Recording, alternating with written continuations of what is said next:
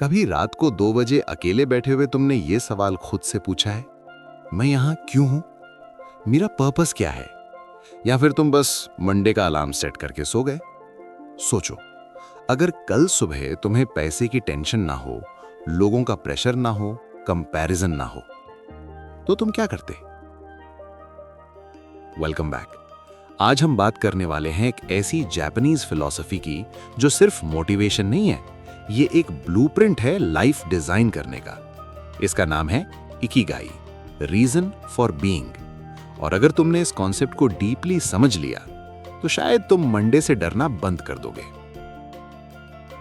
सच बोलो, संडे शाम को थोड़ा हैवी फील होता है, चेस्ट में हल्का सा pressure, mood down, energy low. इसको साइकोलॉजिस्ट्स कहते हैं एंटिसिपेटरी स्ट्रेस। हम फ्यूचर के पेन को पहले ही फील कर लेते हैं। मिलियंस ऑफ लोग जॉब्स में फंसे हुए हैं जो उन्हें पसंद नहीं। और सबसे डेंजरस चीज क्या है? लोग सोचने लगते हैं कि शायद मुझ में ही प्रॉब्लम है। लेकिन साइकाइट्रिस्ट विक्टर फ्रैंकल ने अपनी book man's search for meaning में लिखा था, इंसान का सबसे बड़ा ड्राइव प्लेजर या पावर नहीं है, मीनिंग है।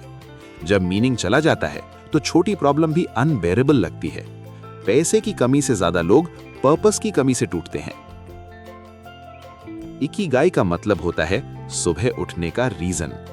ओकिनावा जापान में लोग दुनिया के सबसे ज्यादा लॉन्ग लिविंग लोगों में से हैं। उनसे जब पूछा गया तुम इतने हेल्दी और हैप्पी कैसे हो, उनका जवाब था हमारा इकिगाई है। इकिगाई 4 चीजों का इंटरसेक्शन है। तुम किस चीज में अच्छे हो, तुम क्या करना लव करते हो, दुनिया को किस चीज की जरूरत है, जिसके लिए तुम्हें पैसे मिल सकते हैं। जब ये 4 मिलते हैं, लाइफ हेवी नहीं लगती। कभी ऐसा हुआ है कि तुम काम में इतने घुस गए कि टाइम का पता ही नहीं चला? ये स्टेट कहते हैं फ्लो।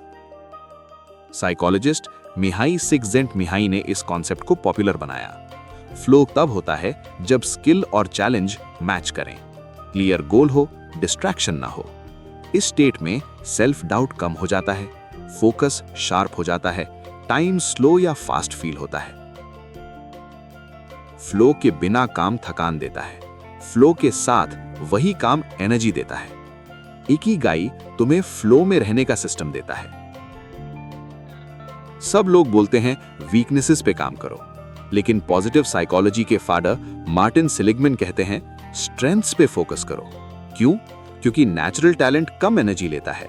अगर तुम नेचुरली एनालिटिकल हो, क्रिएटिव हो, एम्पैथेटिक हो, फिजिकली स्ट्रांग हो, तो उस डायरेक्शन में ग्रो करना स्मार्ट है। एवरेज सब कुछ बनने से बेटर है एक चीज में एक्स्ट्रा ऑर्डिनरी बनना। अपने आप से पूछो, लोग मुझे किस चीज के लिए अप्रिशिएट करते हैं?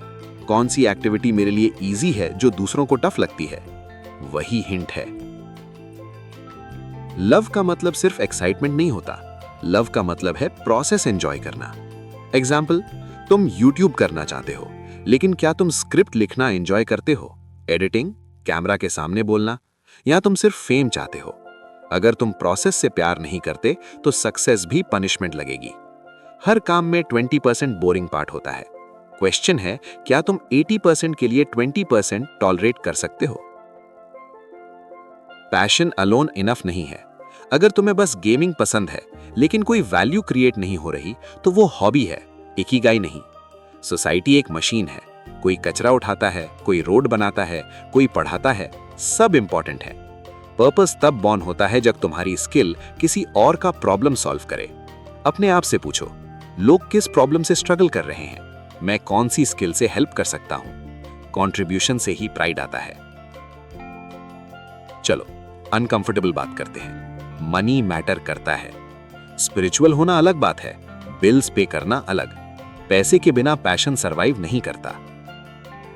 इकिगाई पैसे को विलन नहीं मानता, वो पैसे को फ्यूल मानता है। पैसे के पीछे भागना गलत नहीं है, अलाइनमेंट के बिना भागना गलत है। सिंपल लैंग्वेज में, love plus skill equals passion, love plus need equals mission, need plus money equals vocation, skill plus money equals profession. लेकिन जब 4 एक साथ मिलते हैं, वही इकिगाई है। टाओ फिलॉसफी में एक कॉन्सेप्ट है वू वे, मतलब एफर्टलेस एक्शन। काम हार्ड हो सकता है, लेकिन रेजिस्टेंस नहीं होता। जब तुम अलाइंड हो, तुम पुश नहीं करते, तुम फ्लो करते हो। जब तुम सही जगह पर हो तो स्ट्रगल ग्रोथ बन जाता है, सफरिंग नहीं। इंपॉर्टेंट बात, तुम्हारा इकिगाई 18 साल की एज में अलग होगा, 30 पे अलग, 50 पे अलग। लाइफ चेंज होती है, मार्केट चेंज होता है, तुम चेंज होते हो। इसीलिए इकिगाई एक जर्नी है, डेस्टिनेशन नहीं।